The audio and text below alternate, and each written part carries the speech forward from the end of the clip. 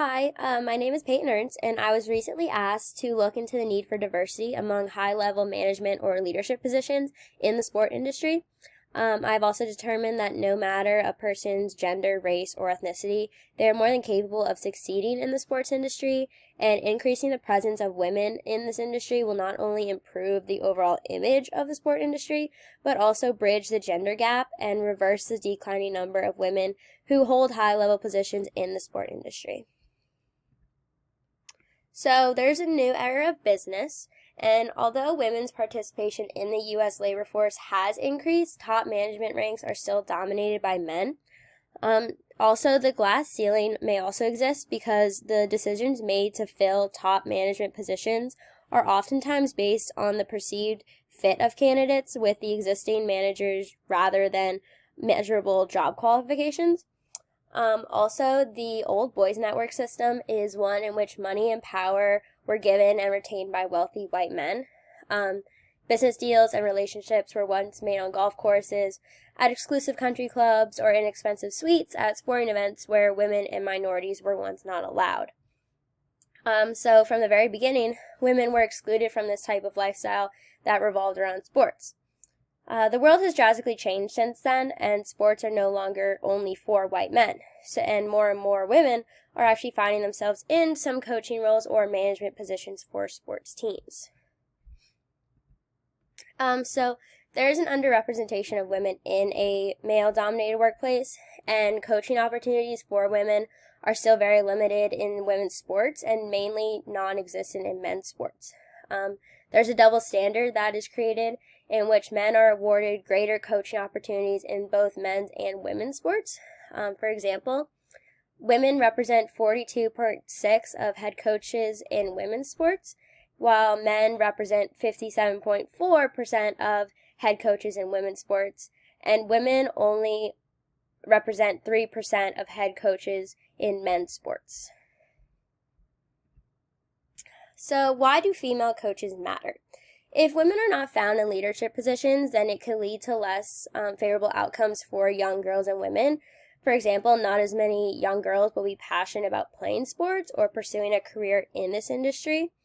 But increasing the number of women coaches, we can change perceptions and give equitable opportunities and positively influence the lives of young women.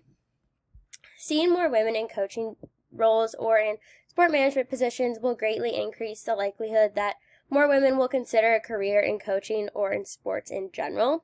And having gender diversity in role models is important because it challenges the outdated gender stereotypes about women in leadership roles.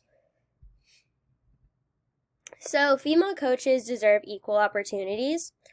Throughout every level of women's sports, men are more present, whether it's in coaching or administrative roles, or officials and the media. There is also nothing about men as a group that makes them better coaches than women, so it is unfair for men to be ultimately considered for and awarded coaching jobs over female applicants based on sex.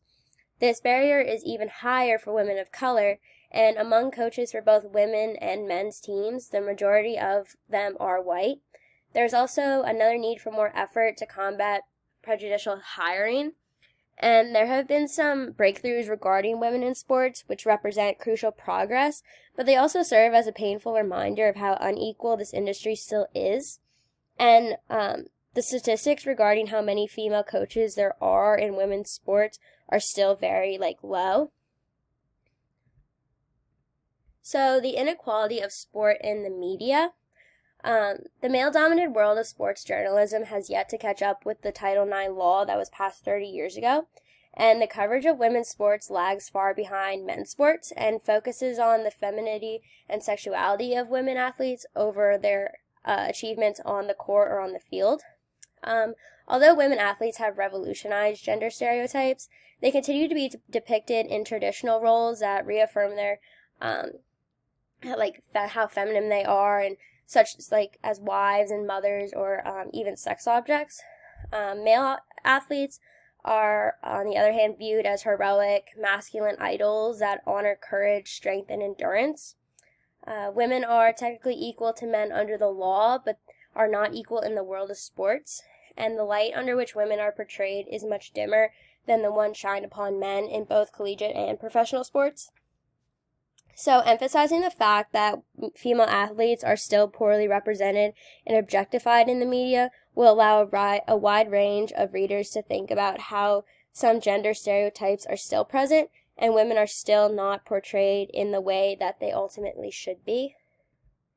I hope that I taught you a little bit more about the gender gap in the sport industry, and I hope you enjoy. Thank you.